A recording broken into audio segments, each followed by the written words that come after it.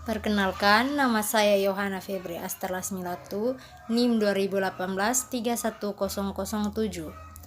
Hari ini saya akan menjelaskan tentang penerapan konsep pemasaran dari mata kuliah Manajemen Pemasaran kelas B. Penerapan konsep pemasaran melalui perencanaan strategis. Perencanaan strategis yang berorientasi pasar yaitu proses manajerial untuk mengembangkan dan menjaga agar tujuan keahlian dan sumber daya organisasi sesuai dengan peluang pasar yang terus berubah. Tujuan untuk membentuk dan menyempurnakan usaha serta produk perusahaan agar memenuhi target perusahaan.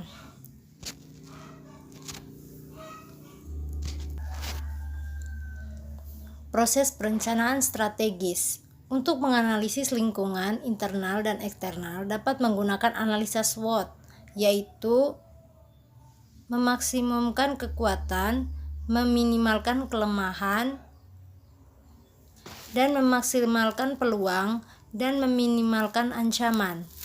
Analisa SWOT adalah salah satu pekerjaan yang cukup berat karena hanya dengan itu alternatif strategis dapat disusun. Kegagalan menganalisa berarti gagal mencari relasi dan titik temu antara faktor strategis dalam lingkungan internal dan yang terdapat dalam lingkungan eksternal sambil mencari hubungan dengan misi, tujuan, dan sasaran juga merupakan kegagalan dan mempersiapkan suatu keputusan strategis yang baik. Hanya dengan analisa SWOT, keputusan strategis baik dapat dihasilkan. Ada 4 strategi yang tampil dari hasil analisa SWOT tersebut, antara lain strategi SO dipakai untuk menarik keuntungan dari peluang yang tersedia dalam lingkungan eksternal. Yang kedua, strategi WO bertujuan untuk memperbaiki kelemahan internal dengan memanfaatkan peluang dari lingkungan luar. Berikutnya, strategi ST akan digunakan organisasi untuk menghindari paling tidaknya memperkecil dampak dari ancaman datang dari luar.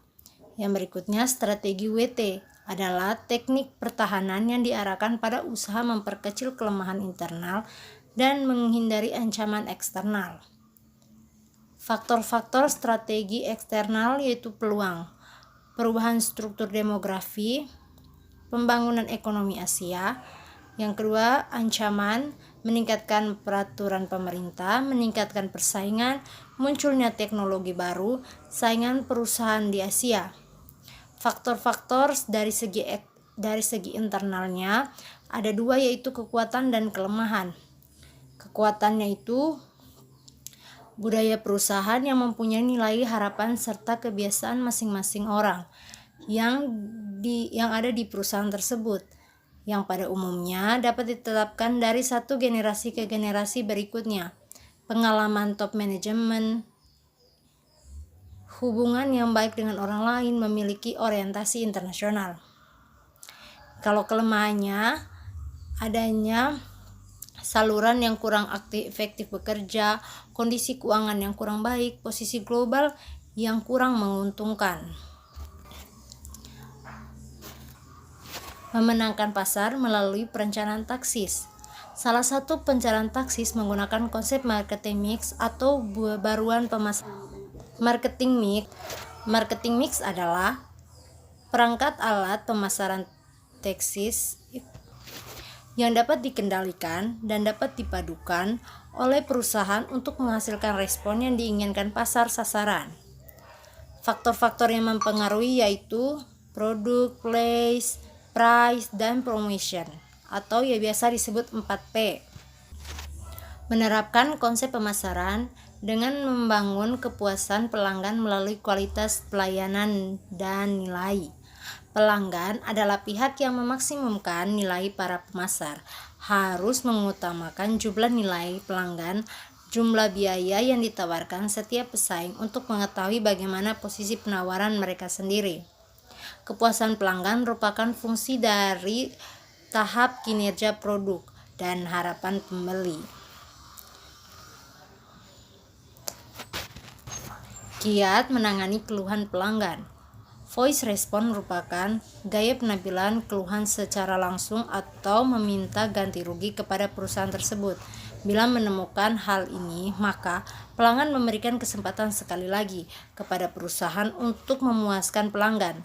Risiko publisitas buruk dapat ditekan, memberikan masukan mengenai keuangan pelayanan yang perlu diperbaiki, dan perusahaan hendaknya memelihara hubungan baik dengan pelanggan. Ada juga private response yang merupakan tindakan yang dilakukan dengan meningkatkan atau memberitahukan kolega, teman, atau keluarga mengenai pengalamannya dengan produk atau perusahaan yang bersangkutan. Yang ketiga yaitu third party response, merupakan tindakan pelanggan yang merasa kecewa dengan perusahaan dengan meminta ganti rugi secara hukum, mengadu lewat media massa, serta langsung mendatangi lembaga tersebut. Ada 4 aspek penting yang harus selalu diperhatikan dalam menjalankan kiat menangani keluhan pelanggan. Yang pertama, empati terhadap pelanggan yang murah. Yang kedua, kecepatan dalam penanganan keluhan. Yang ketiga, kewajaran keadilan dalam mencegah keluhan. Yang keempat, kemudahan bagi pelanggan untuk menghubungi perusahaan. Selanjutnya, penerapan konsep pemasaran dengan cara memantau lingkungan pemasaran. Lingkungan pemasaran adalah berbagai aktor atau kekuatan dari luar dengan bagian pemasaran yang memenuhi kemampuan manajemen pemasaran untuk pengembangan dan memelihara hubungan baik dengan pelanggan sasaran. Keberhasilan dari manajer pemasaran adalah dapat menganalisa faktor kekuatan tersebut. Dapat dijabarkan lingkungan pemasaran tersebut adalah lingkungan mikro. Yang pertama itu lingkungan mikro. Berbagai kekuatan dapat dekat dengan perusahaan yang mempengaruhi kemampuan melayani pelanggan. Yang kedua, perusahaan lingkungan internal terdapat manajemen puncak keuangan, pembelian, manufaktur, dan akunting. Pelanggan pasar,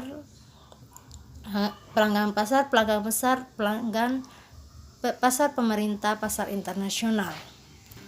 Yang kedua ada yaitu lingkungan makro. Pertama tadi lingkungan mikro, yang kedua lingkungan makro, yaitu berbagai kekuatan masyarakat lebih luas yang dapat mempengaruhi seluruh lingkungan mikro, antara lain demografi, ekonomi, alam, teknologi, politik, dan budaya. Oke, baik, itu saja yang dapat saya jelaskan mengenai penerapan konsep pemasaran. Terima kasih.